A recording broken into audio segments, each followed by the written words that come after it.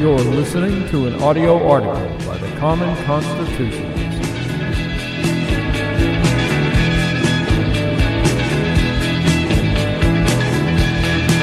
Today's audio article is entitled, Mr. President, No Federal Troops in American Cities.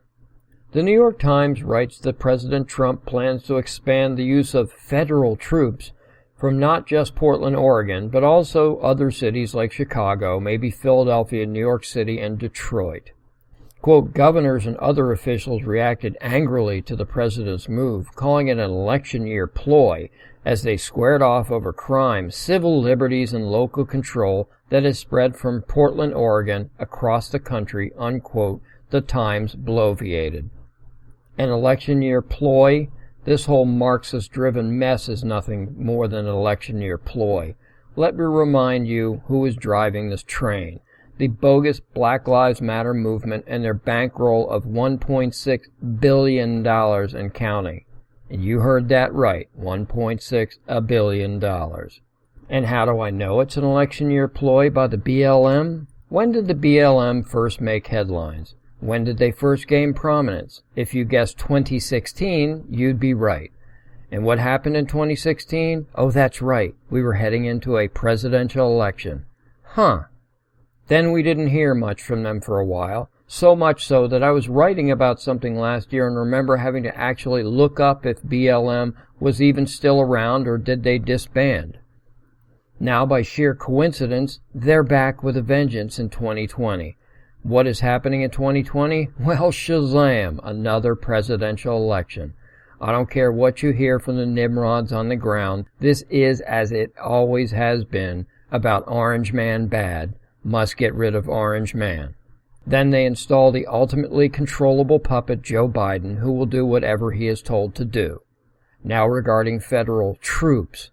First, I love the leftists calling them federal troops, like they're the Rangers, Green Berets, Delta, or SEALs, like Trump is going to deploy Tier 1 operators to guard federal buildings from destruction in Portland, Oregon.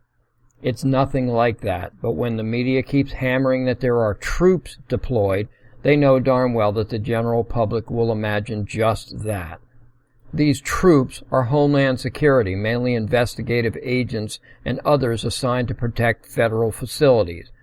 And why shouldn't they? If those buildings get trashed or worse, the feds, which means we, have to pay to make them whole again.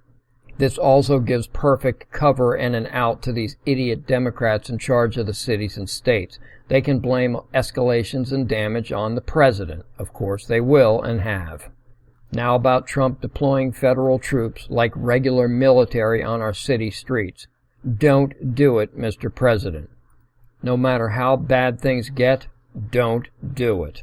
And don't give me this Insurrection Act crap. This isn't a national insurrection. The National Guard can handle this just fine, which governors can call up if needed.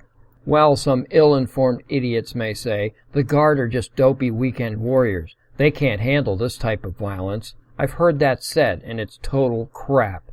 Speaking for myself, but it's probably true in every state, I know a bunch of National Guard troops personally.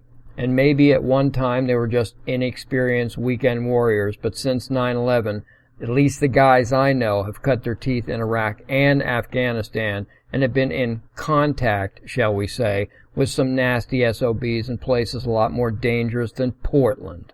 In other words, they can handle some leftist weenies on your average city street. In closing, I'm going to agree with Eric Erickson and say to Mr. President, protect federal buildings in these cities, but that's it. No matter what, don't lift a finger beyond that to help these mayors and governors.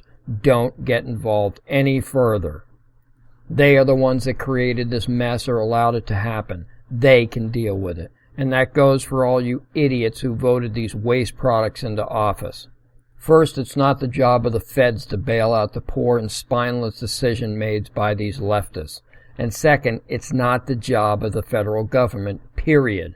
The founders were pretty damn clear that internal functions and dysfunction is the job and responsibility of the individual states. The feds have no role in it, period. Thank you for listening.